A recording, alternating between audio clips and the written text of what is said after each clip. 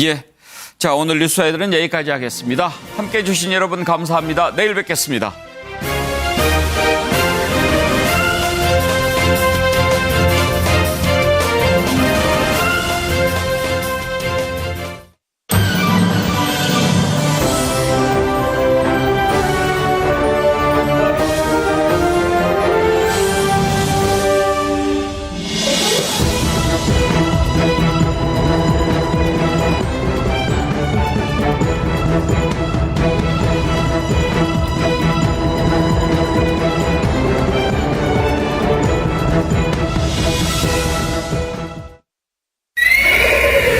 The wild isn't some destination.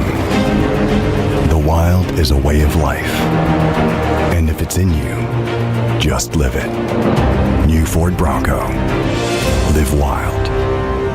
안녕. 우리는 SK 쉴더스. 우린 인공지능을, 메타버스를, 스마트 로봇을 더 신뢰하게 만들지. 내일의 안녕까지 우리가 지켜줄게. 안녕을 지키는 기술. SK 쉴더스. When the blazing sun is gone and 그래서 우리는 우주로 가는 거란다. 지속 가능한 내일, 한화.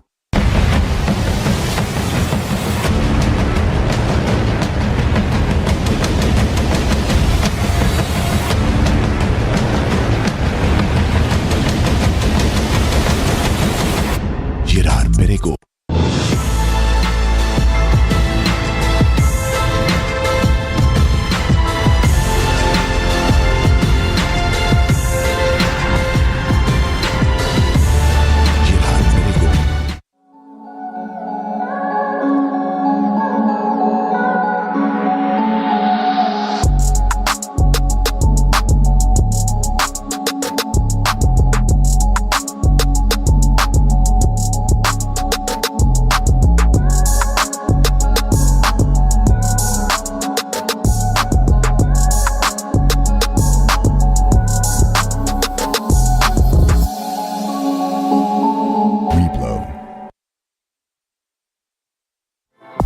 수소에너지로 달리는 친환경 모빌리티. 지속가능한 미래로 현대 수소전기차 넥소. 오늘의 주요 뉴스입니다. 바이든 미국 대통령이 내일 한국에 도착해 2박 3일간의 방한 일정에 들어갑니다. 첫 일정으로 윤석열 대통령과 함께 삼성전자 평택 반도체 공장을 둘러보면서 경제 안보 협력을 강화할 것으로 보입니다. 국가정보원이 북한에서 미사일 발사 징후가 있다며 핵실험 준비는 다 끝났고 타이밍만 보고 있다고 보고했습니다. 미국은 탄도미사일 추적에 최적화된 정찰기를 동해안에 출격시켰고 대통령실도 첫 NSC 회의를 열어 한미 정상회담 기간 중 북한의 도발 가능성에 대해서 논의했습니다. 더불어민주당이 한동훈 법무장관 임명에 반대 여론이 있었다고 지적하자 한 장관은 정치 경찰은 검찰은 지난 3년간 가장 심했다며 문재인 정부를 저격했습니다. 채널A 기자 강요 미수 사건 수사에서 휴대폰 비밀번호를 공개하지 않은 것에 대해선 이재명 민주당 선대위원장도 비슷했다며 받아쳤습니다. 오늘부터 6일 지방선거 공식 선거운동이 시작됐습니다. 여야 지도부가 핵심 승부처 인천에 집결한 가운데 국민의힘은 힘있는 집권당 후보를 지지해달라며 안정론을, 민주당은 대선 패배를 서력하자며 견제론을 내세웠습니다. 가상화폐 루나와 테라의 폭락으로 손실을 본 투자자들이 발행사 테라폼 랩스의 권도형 대표를 검찰에 고소했습니다. 이번 사건은 서울 남부지검에 부활한 금융증권 범죄 합동수사단의 첫 사건이 될 것으로 보입니다. 확진자 7일 격리 의무를 해제하는 쪽에 무게를 뒀던 정부가 최소 한 달 더 격리 의무를 연장할 것으로 MBN 취재 결과 확인됐습니다. 다만 오늘 22일까지 한시적으로 허용된 요양병원 대면위원회는 추가 연장할 것으로 보입니다.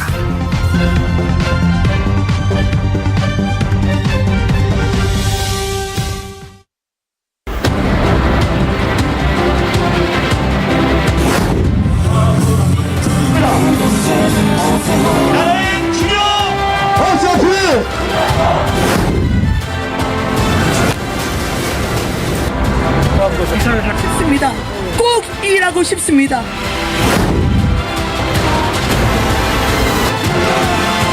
투표하면 이긴다. 동의하십니까?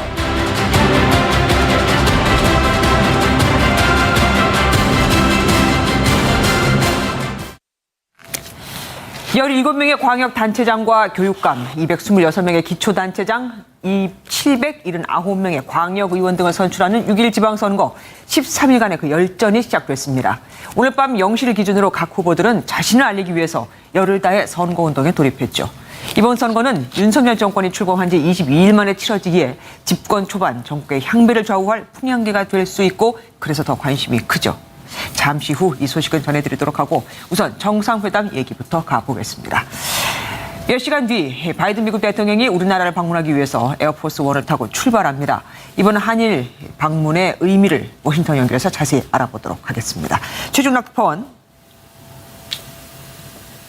네, 워싱턴입니다.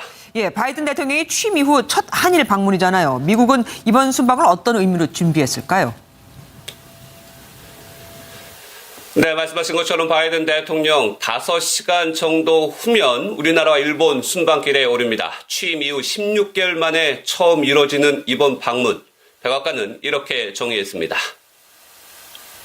This will be his first trip as president to the Indo-Pacific, and it comes at a pivotal moment.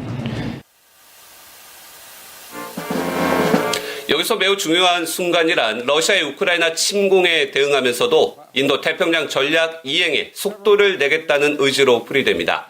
이래로의 방한 기간에는 북한 대응 문제를 집중 논의하고 일본 방문 기간에는 대중국 견제를 강화하겠다는 전략입니다.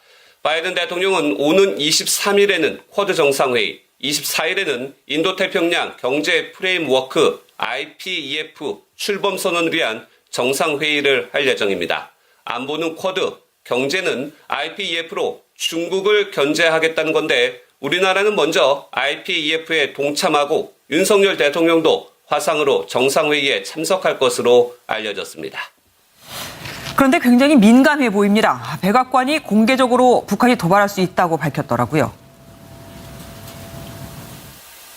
네, 전날 CNN이 미 고위 당국자를 인용해 보도한 북한의 도발 가능성, 백악관이 관련 정보를 갖고 있다며 이례적으로 인정을 했는데 직접 들어보시겠습니다.